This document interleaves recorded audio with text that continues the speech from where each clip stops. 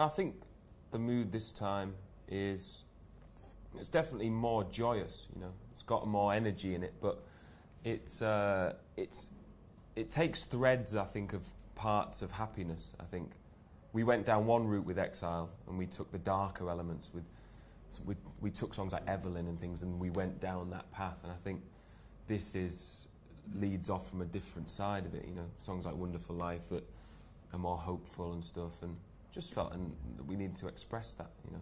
Yeah, I think hope, there's always been hope in our music, even mostly in sort of the bleakest moments on the second record. But I think this time we've sort of really embraced that a bit more, the other side of life, the flip side. So the making of the record was more enjoyable, and I think it's good for us to show that other side, because like I said, it's always been in there, the hope, but now we're just sort of letting it out a bit. What's the significance of the title, Surrender? The title, we had the title early, very early, sort of almost right at the beginning of the process.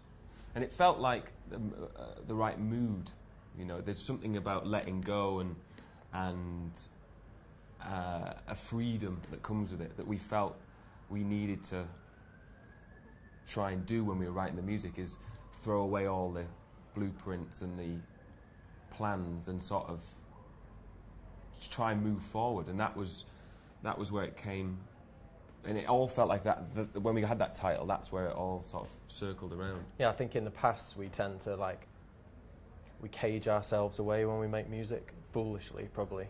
And so this time we were like, let's try and have a bit more freedom, maybe travel, maybe don't work every single hour of the day, maybe don't live in a tiny flat together and make music.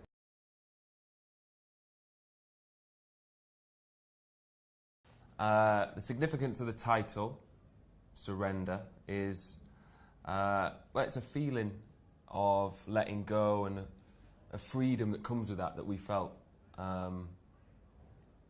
sort of encapsulated when we started making the record. And we had the title right at the beginning. And everything's just sort of, the way we lived and the way we approached making it all sort of fell under that emotion. It's quite an extreme emotion, you know. It can be one of two ways as well. There's a positive side, and there's also a negative undercurrent to it, I think, which we can't really avoid. To me, Surrender's about non-resistance, about letting go of well, musically speaking, we decided to work in different environments, different countries, as opposed to a little box that we usually sort of hide ourselves away in. It was just about being more open, about being more free, and it even applies to things like genre. You know, we decided to just make whatever music we felt like making and not sort of question what we were doing, why we were doing it. And that all sort of comes under the umbrella of the title, really, which we had before we had any songs.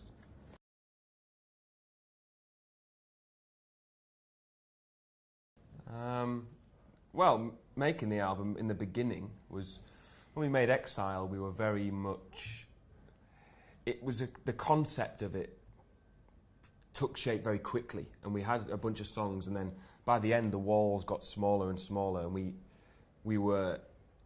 it all tied together in a great way, and that was what we wanted to achieve, is this sort of mini opera kind of thing. But by the end of that it was quite tiresome, and I think the only way we could move forward was by just throwing all the blueprints out for what a Hurt song and things could be, and freeing ourselves up. So we just started by saying, right, let's just write music, you know, let's just see what comes without overthinking it and concern. And it all took place over the last year, you know. It was, once we'd finished Exile, it was quite kind of, we'd exercised all the demons, and it was sort of, we'd moved on by the time it had been released, you know. All of that was in the record. So we started off free, and we decided to sort of live and enjoy ourselves and let the music come in a very natural way, which was invigorating. We decided to travel when we made the record. We spent quite a bit of time in Los Angeles, which was great. Such a contrast from making music in you know, bedrooms in Manchester, dark studios in Manchester, anything outside of Manchester, basically. It was amazing. But we travelled there like just for a rest, first of all, and then started doing a bit of music, which is sort of, I think, helped the songs have quite a natural feel. And where else did we go? New York. Yeah, we went to New York. We sort of went to a lot of places with big open skies. You know, that Manchester makes you very introspective. You know, makes you look inwards, which is a natural way we create music anyway. But when we went to these places, we went to Montreux in the Swiss Alps, which is one of the most breathtaking places I've ever been, and you can't help but shift your outlook slightly, and it's almost like that's what we needed, was to have that imposed upon ourselves to do it. So yeah, a lot of it was spent in the sunshine as well. Yeah, nice. I remember in Montreux we actually made music in a room that had a window, which felt so strange. We had this big lavish hotel room in Montreux, huge room, and it was just overlooking the lake, and it was just amazing. See the sun come up, see it go down, and making music with that backdrop as opposed to the blackness and the rain was like, it felt like, why have we not been doing this all along?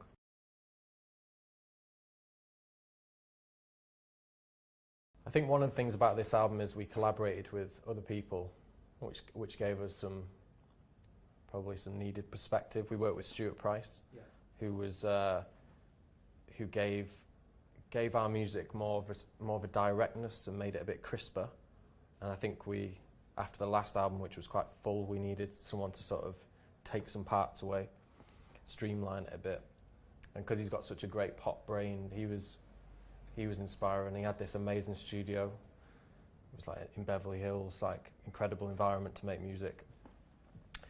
So he was working with him really helped with us be a bit more direct with the tunes, which we wanted to do with this one. Yeah, and I think because we were exploring new territories and songs like Lights and things like that, when we did Lights, which was so refreshing for us to be able to express that side of what we like, you know.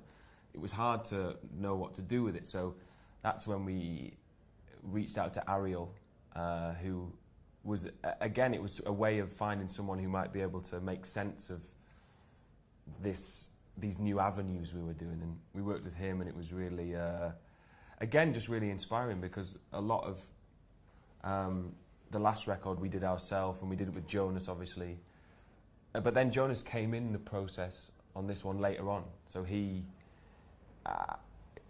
towards the end of the record, he was very heavily involved in shaping, because he's a very big part of who we are, you know.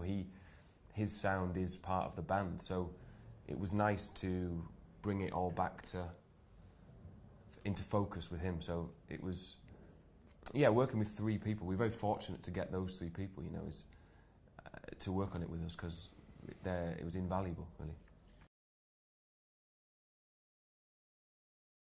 I don't know, I think the last record was very thematic, you know. It was very, I sort of went into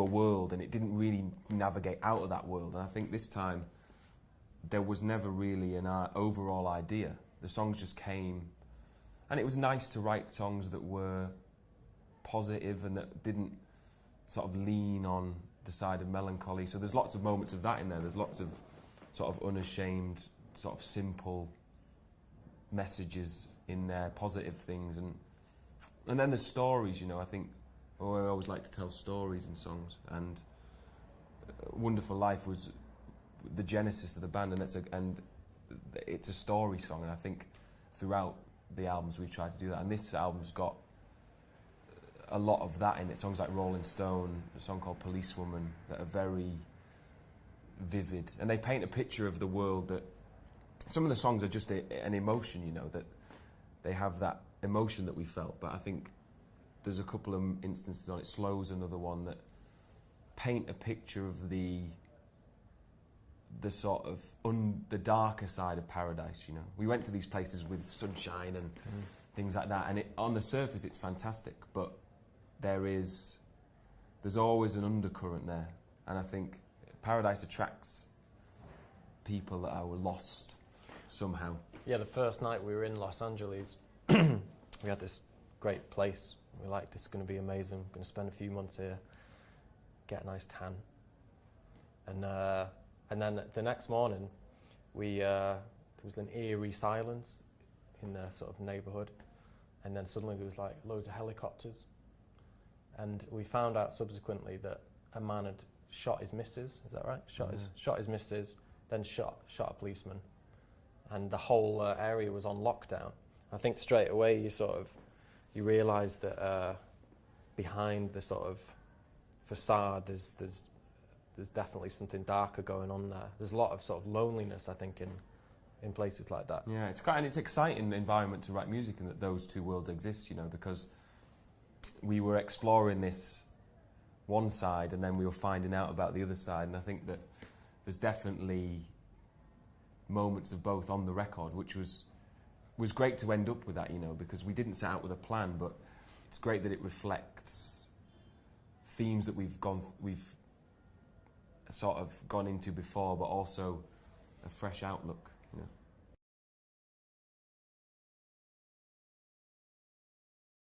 I think my favourite track on the album is probably a song called Policewoman, which is on the deluxe album, because it's got a great story. We wrote it with Ariel Rexstade, and we spent all day writing this song, and we had a great feeling. You don't always get that instant great feeling, but we knew there was something really special about it. And then we came back to England and we were like, oh, great tune, that one. Really looking forward to how it develops. And we got an email from Ariel saying that his car had been broken into and he'd lost the song. So this song that we'd written with him that we had this great feeling about was suddenly gone, and we had no memories of it, no physical recollection of it, no recordings, no nothing.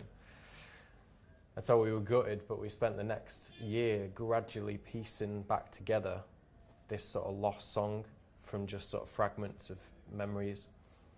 And eventually, a couple of months ago, we managed to get it back to that place, that feeling that we had when we wrote it.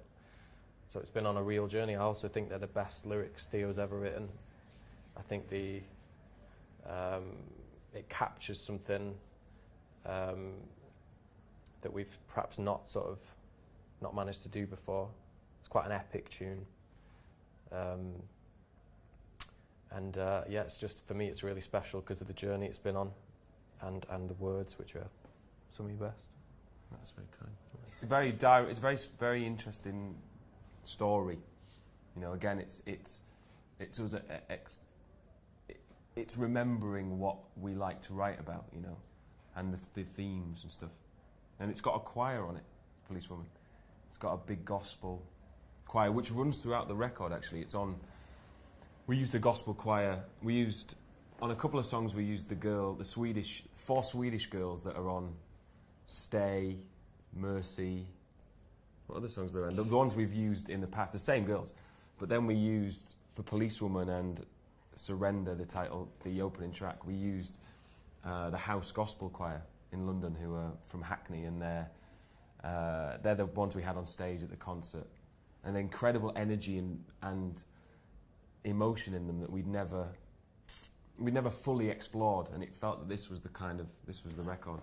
And on Policewoman, it was a real goosebumps moment in the studio. It's always good working with musicians, because on any given day, it's hard to say whether we class ourselves as musicians or not.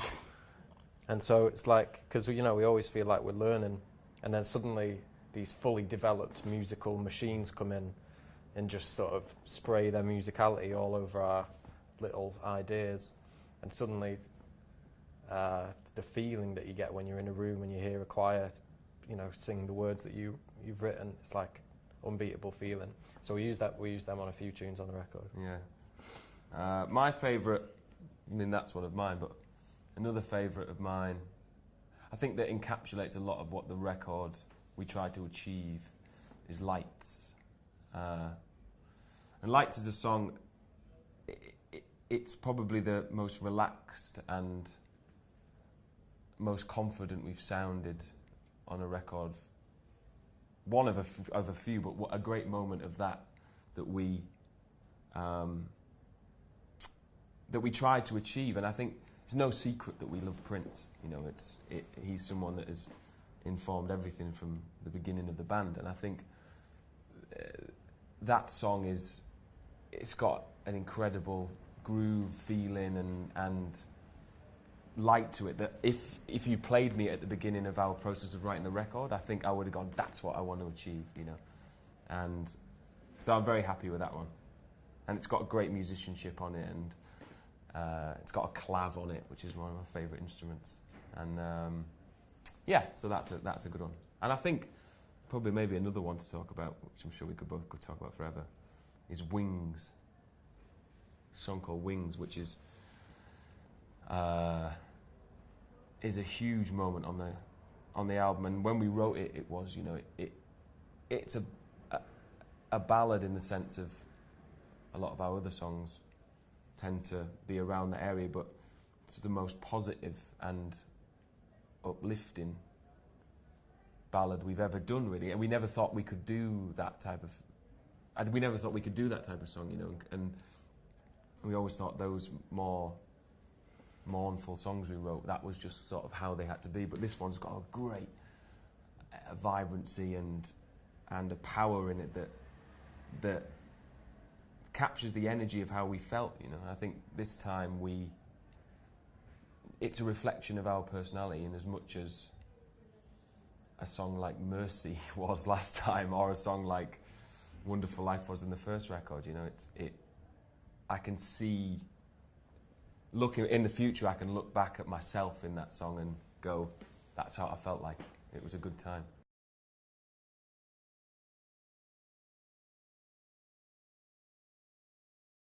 It will always mean something to us. So I don't think we have to try and think about that, you know.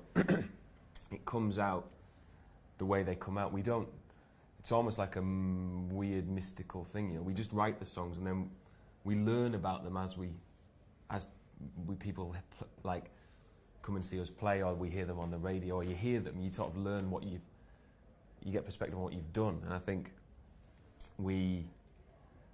it's a funny thing when we write songs that are more, the sort of more melancholy songs we write. I think we write them from a very honest place, and a lot of them about things that have happened that are difficult and are difficult to deal with, and kind of sad, and times in our life that we felt were very poignant. And you write them, and I think people can sometimes misinterpret the relationship between the listener and the song. I think when I listen to songs and I think, oh, someone understands me, someone understands what I'm going through, isn't that great? And that's how I connect to songs. But people forget that it's the other way around.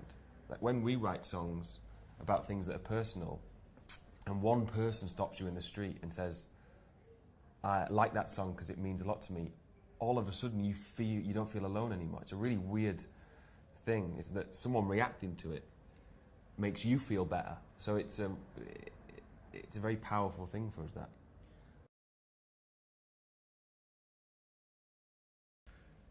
I mean, the response can be quite intense, because predominantly the songs are very emotional songs, and one of the great things about it is you soundtrack people's lives, and it's a responsibility, and it's an amazing thing, but it can be a double-edged sword in a sense.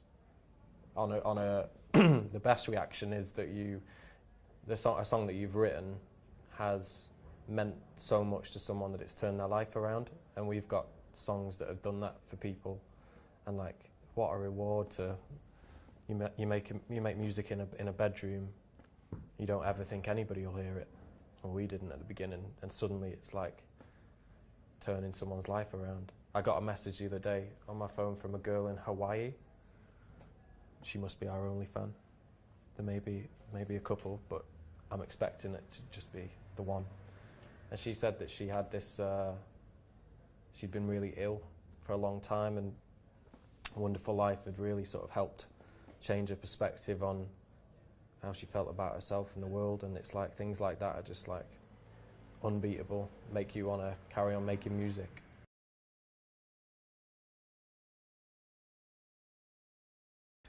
Yeah. It's been 10 years. It will be 10 years this year. In November. The 25th, perhaps, I think it is. I think I remember that from an old email. But it was music at first. We didn't know each other. We weren't friends. We met, the story that everybody knows, outside a nightclub. And Tell it again. it was... we met outside a nightclub, there was a fight. And it was music at first, you know. I had a coat on. It was a leather jacket that bonded us in the first place. A blue leather jacket, which is I think is fantastic still. But it's in a cupboard at home. It doesn't come out much. I agree. I like the jacket. It was a great jacket. It never came off my back for years. So it was leather, and that bonded us, and blue coats at first. But we talked about music, you know. We talked about The Cure. We talked about Killing Joke, stuff that has informed our music in some ways, but not in others, you know, just ideas. And what bonded us, I think, from that day was an ambition, you know, and a desire for an adventure. And I think we both had something the other person could be inspired by, I think, and that was how it started in a very ramshackle way. Neither of us knew how to make music or what. We weren't very sort of conscious at the time of what was happening. Adam would make some music, I'd sort of sing something over it. We'd do that, and we'd listen to pop songs, and we'd listen to things and try and work out what it was we were trying to do. And you sort of spend your early time trying to be other things, and then eventually you arrive at what you actually are. Sort of the sum of the failures to be somebody else is what makes you the band you are. And I think that is, when we hit Hurts, that was the moment we both sat and a song came out and we went, it was a very peculiar moment. I remember it very vividly. It was unspoken. I remember where we wrote it and everything. And it was a strange moment of genesis that we did. In a way, it was really weird because we wrote this song that didn't sound like any other music we'd written before, and it was a bit like, what is that? But all of a sudden, it was natural, and it was exciting for us. I remember with that tune, we had one night to record it because we had no gear, well, no money, no sort of computer. I think mine had broke, so we had one night. We borrowed this girl's computer, and Theo was singing the words into the laptop because we didn't have a microphone. These really emotional words. Yeah, yeah. And then I remember Theo's got a picture. I sat there programming the tune for the entire night because we knew that 9 o'clock in the morning the computer was going back. And so that was the story of that tune. But it's been 10 years, but I think right at the beginning, even though we were raw and didn't really know we definitely didn't know what we were doing, we were always really determined. And I think that's, from my memories of people we used to hang out with, other bands, no one was as determined as we were. I think that's really that sort of is at the core of our relationship. We've always worked really hard at making music. The feeling we have though, like when we made this last record, we're as excited about it, you know, because it doesn't feel like we sort of have arrived. It feels like we're navigating through our journey, you know, and the music we made at the beginning when we first met felt like that, and it still feels like everything still feels fresh. And I think we have to keep challenging ourselves and pushing ourselves on to keep that, and by setting the boundaries wider and wider and taking little routes down things, it keeps it. It's very exciting for us because we take influence from all sorts of things. You know, it's not. We don't sit and listen to one type of music. We try and, in our daily life, we like all sorts of things. So I think, and we're very inquisitive as people, and so we'll hear a song and we'll go, maybe we could try that, or maybe we could try that, and that sense of wonder, I guess, has not really left us, which we're very grateful that we've sort of held on to it.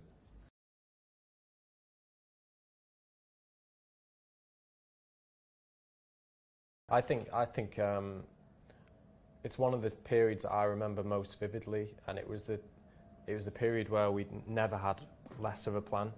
We made music without thinking about anything. I remember we come off quite a disappointing period, And those songs, Wonderful Life, Unspoken, Evelyn, most of the songs that made the first record were all written when we were completely, we didn't make music for any purpose. We didn't think anyone was going to listen to it. We just made music very naturally without overthinking it. And you can hear it in the songs. They just sound, they capture our lives exactly as they were at that moment. Yeah. And you don't get many opportunities as musicians to have that period where you write songs almost unconsciously. You don't think about the purpose of them, the end result, who's going to listen, what it should sound like. You just do it, and every now and then you get periods like that as a musician where you're free of, you have great perspective, and that was definitely a period. So I'd say the secret behind those early songs was we didn't really think about it too much. Yeah, I think that was the moment we'd found who we were and what music we made. And it's a funny thing when you, as a musician, is you do all these things and you have these favourite bands and you go, I want to sound like this band, I want to sound like this band. And then one day you write this, something comes out naturally and pure, and you go, this is the music that we make as people, that comes out of us. And so then you go, okay, that's what it is. Let's now just make that as good as it is and stop trying to be anybody else. And I think when we found that and we found the enjoyment in it, that was when the only sort of plan we had was always to keep that uniqueness, you know, and to stride forward as our own path and not try and copy anyone else, not try and be anything else, just be sort of, just keep that vision, I think.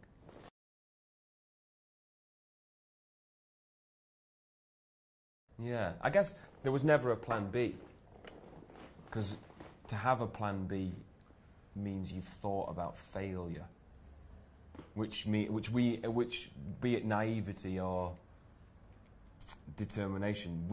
For us, that was it. We almost had to have that belief because that was all we had at the time. We didn't have anything else to cling on to. So I guess we always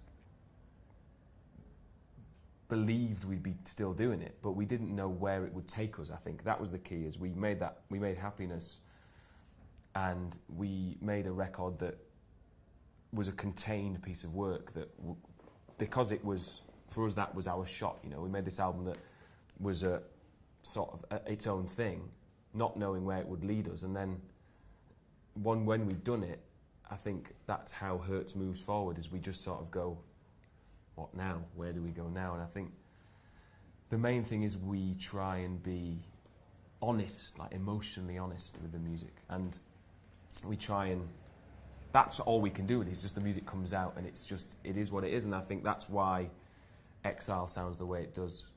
And that's particularly why Surrender is the album it is because it is who we are now. It's a reflection of the mood and the people we were over those 12 months, and I think to make anything but that would have been false, you know, and we would have been not being honest to ourselves or to other people, and I think that would have come through. And I think it means you can look back in pride, I think, when you made albums like that. It's our first 2 records, even the second album, which can be quite difficult to listen to, I guess, for some people, there's a brutal honesty about it. I remember exactly where we were, and when you make music like that, you only look back with pride. Our first album, I listen to it now and just think, wow, you know, clear as day, I see where we were, what we were doing, how our lives were. I think that's always how we're going to make music. We never chase anything, this is how we are at this moment, this is what we sound like. And it's exciting going forward, because what happened with the second record was we made a very heavy, intense album that was quite emotionally dark, predominantly.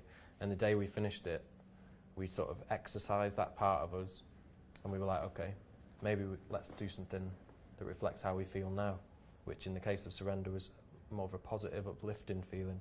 Yeah, it was exciting to think, like, if things get a bit dark on tour, what might happen? We don't know where it's going to go, you know. Like, this is not an indication that we got asked the same questions after Exile. What's the next album going to sound like? And the answer was, truthfully, we have no idea. And I think we're a pop band, you know, we make pop music, we make music that has a direct emotional message and an instant sort of feeling to it, and that's what we've always wanted to do. So as long as it comes from the right place, and it's always a Hertz record. And I think it's kind of nice to be in a maze, you know, and the fans, I think it's great that we have fans that will stand by us in those endeavours, you know, and believe in what we do and who we are as people. And you challenge them sometimes, and you open them up to new things, or you challenge what they think they know about the band and stuff. And I think it creates a great environment to be in.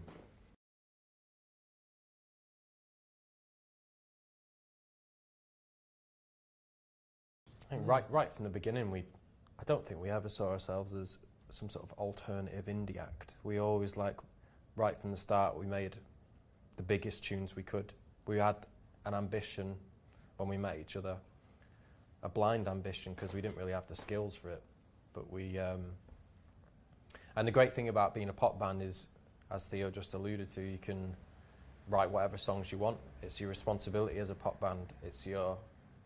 You've got a license, a free rein to wake up and make any type of song you want, and it'll still sound like you know. And we're not associated with being a guitar band, or, you know, this type of band or this type of band. So every time we write a song, it can be anything.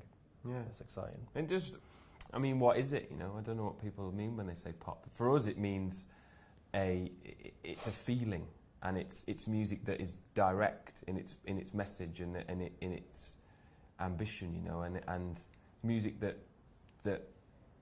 we love, and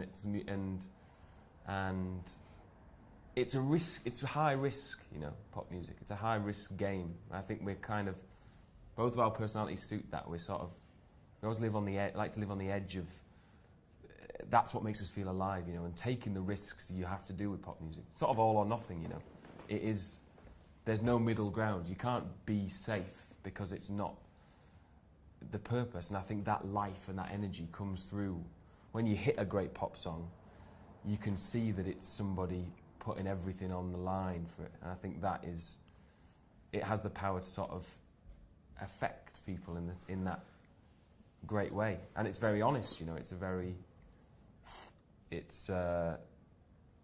a taste thing as well, you know. I think we like that. Like I said, we like that sort of music, and we like music that is bold and ambitious, I think.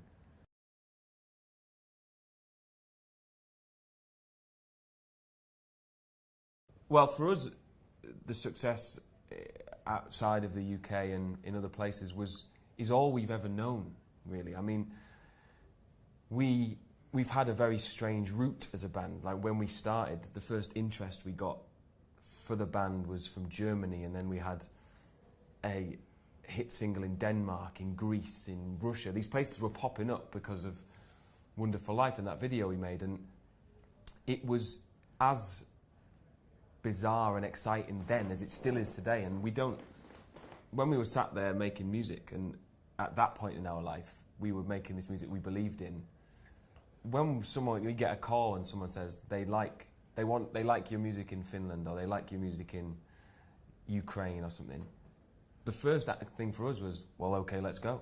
Because if someone wants to see us play music and likes the music, that's brilliant. Like, I think we have a great loyalty to those places and a great passion, because they made us feel like home. And for a long time, people didn't come to our gigs or didn't listen to our music, and we're sort of sat there going, okay. And then when people do, we really had a passion for it. So we went to a lot of the places and played small shows and got to know people, because it was a great feeling that people were connecting with it. We didn't know why, and we still don't know why. What the reasoning behind it is, but I think that loyalty has been reciprocated, and we're always welcomed in places like they're our home. And in a very honest way, we do feel like that. We don't feel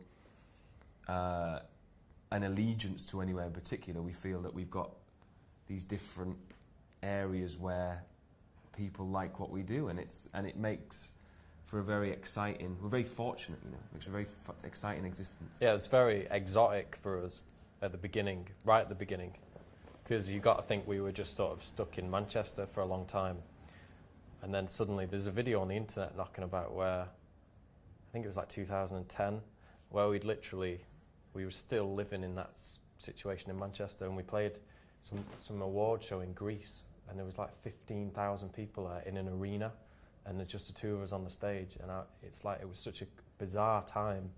You know, you go from, like I said, your bedroom, and suddenly you go into all these new places.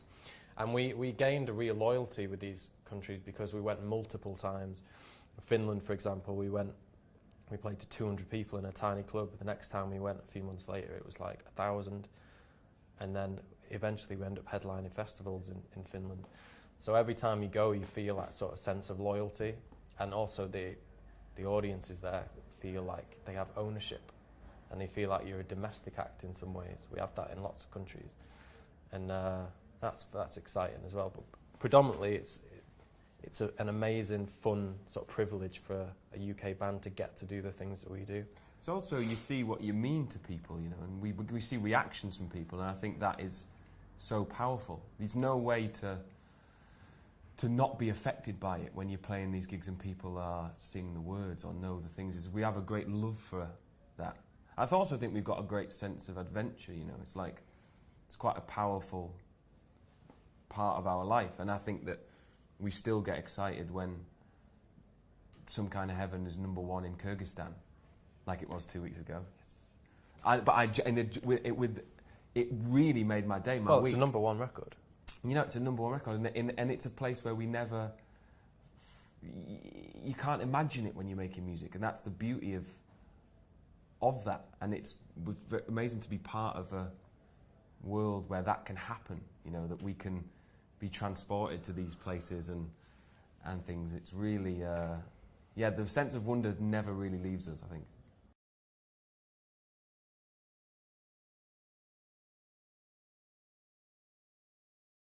There's a lot of...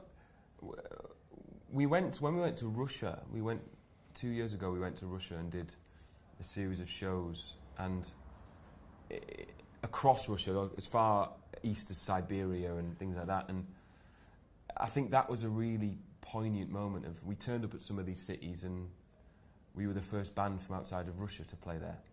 And you know, the magnitude of that, when you actually assess what it is something big. You know, it's like, hold on a second, we're big in that we know that the success travels, but when you're in a place where the impact is something like that, then all of a sudden it becomes very, the scale of it is very real, you know, and very exciting. And I think we've done shows where people don't do very many shows, and we've done... Bali. We played on the beach in Bali. We played on... we've been to Iceland a lot of times. We've been to places that we would love to have gone. If we would never have had the chance to go, you know, or never would have tried to visit. But I think we've learned a lot about the world, you know. That's kind of the great memories. We learn about people, and we learn... And also it means that when we're in London, it's mostly foreign tourists that stop us and say, hi, thanks. So you sort of like, hey, having a good time, great. But it's exciting.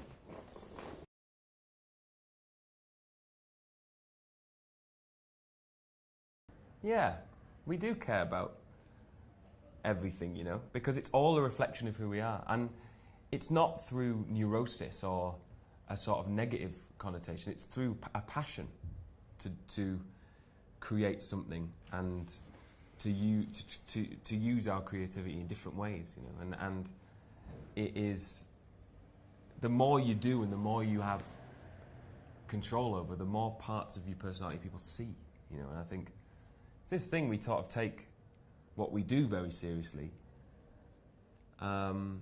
We care, and I think we're immersed in it, you know, it's our life. That's Hertz is what we do. We got a lot of faith in our decision making, because when Hertz began, we did everything ourselves, and I think and that's why people liked us. And I think that gives you, sort of reinforces your belief in yourself and your faith in your decisions. Plus, we're both complete control freaks.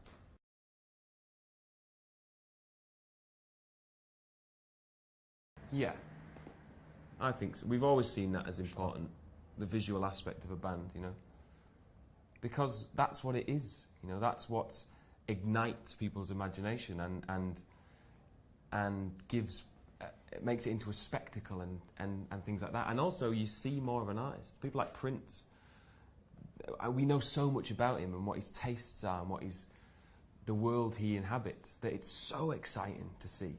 And there's more to music than just music. Or I always believe that throughout everything. I think by not trying, you're almost trying in a way, because you're addressing the fact that there is a visual element to music. So I think it's something we find very fun, you know, and it is important. They are very important. I think when we write songs, we think about them very visually. And a lot of the videos we've done have the ideas have come about as the song's been written, and we've scribbled down notes and things like that, and we can't sort of separate them, which is kind of makes it exciting for us. It also makes it quite troublesome sometimes, because sometimes the idea can be something extreme or huge, and you're like, well, that's the only way I can see the song. I think they need it, the songs, as well, because they come from a certain place, some of the songs, that I think we need to show the visual side to make people see the bigger picture of what we're trying to say. And we've always felt that with the music, is that it needs the balance of the two worlds. And so, and again, it's just a way of us trying to do it, you know. Music, we feel like we're just trying to make music all the time, and videos we're just trying to make videos. I think that's what it is.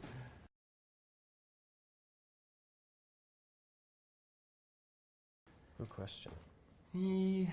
It's hard to say whether we do. Because we vary as a band in different countries on our travels, it's quite difficult to address that. I think it's impossible, really, when you make music, to think about specifically about the people that are listening to it, because it's different people all the time. But the general... There's definitely a unity between the fans throughout the world, you know. There's definitely some sort of connection that they have, and they're all very passionate, they're all very involved in the world that we have created. And I think that's a great privilege, you know, and it makes us want to do more. I think that's what it does, is it makes us want to give them more to be involved in. And we've met lots of them, and they're very lovely, and they're very supportive of what we do, which is that's what we need to have the confidence to move, to take the risks that sometimes might throw people off. I think it's only because of the confidence people have given us.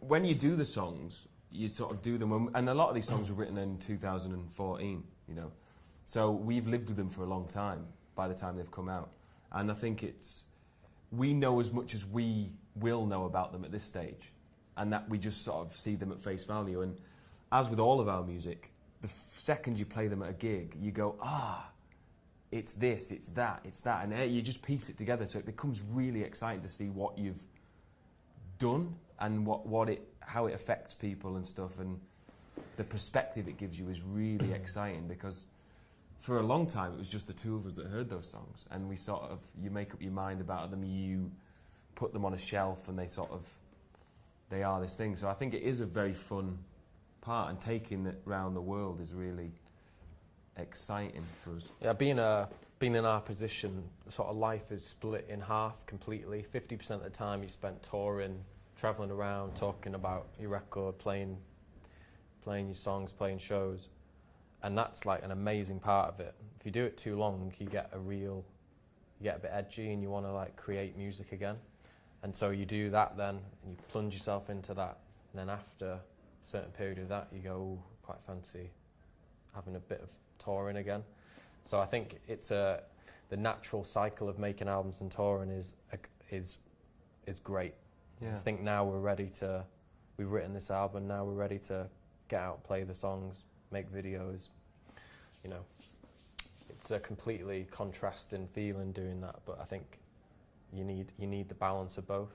So we're sort of ready now to. Yeah, it's almost not as well. It's not kind of up to us because it's a service.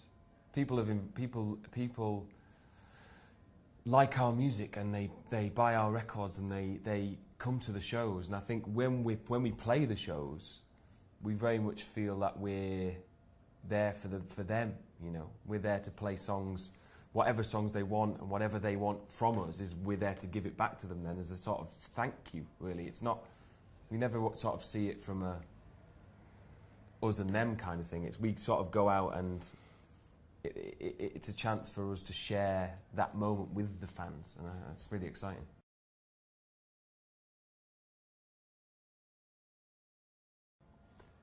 I think so. I think the live show is a big facet of the band. You know, I think when we started, we made this music. We were very aware that when you make music for an album, it's to be listened to alone, essentially by one person in headphones and shared in a very minimal context. And I think we then wanted to see how much further we could take the music with a live show and how much sort of drama and intensity we could put into it. And I think that once you set off on that track, there's sort of no turning back. And we used to treat every gig like that. We treat a gig to 3 people like that because that's how we get enjoyment out of it. You know, when we were playing shows to the barman and the waitress in a pub, which definitely happened in Luton once, we still got on that stage. We didn't have to get on the stage. We still got on the stage and imagined that there was 4 people there instead of 2. You know, it was like it's something that we love, you know, and to give some people a special experience of the music, I think is key. Well, also when you've written an album, for us making music, although this time it was a lot easier, but traditionally making music is quite a very emotionally involving thing, and it's not always, it's fun, but sometimes it's difficult, you know.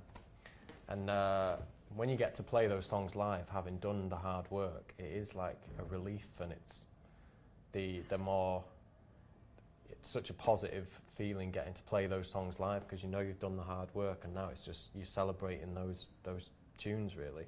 So I think like it's always been like that for us, even with the second album, which was very difficult to make. As soon as we were playing them live, it was the songs live, it was like, you know, it's a nice release. It's almost also nice to see how far we can push it, you know. I want to try and push it as far as possible. So in 10 years, we don't know where we'll be playing gigs on, like oil rigs or like on the moon or something. I think that's really exciting, is how far we can go with it to make it bigger and bigger and bigger and bigger. And we invest a lot in that, you know, because it is they're moments that unite people, concerts, you know. It's a shared experience of a one-off thing that can never be experienced again each concert, so it makes you feel alive.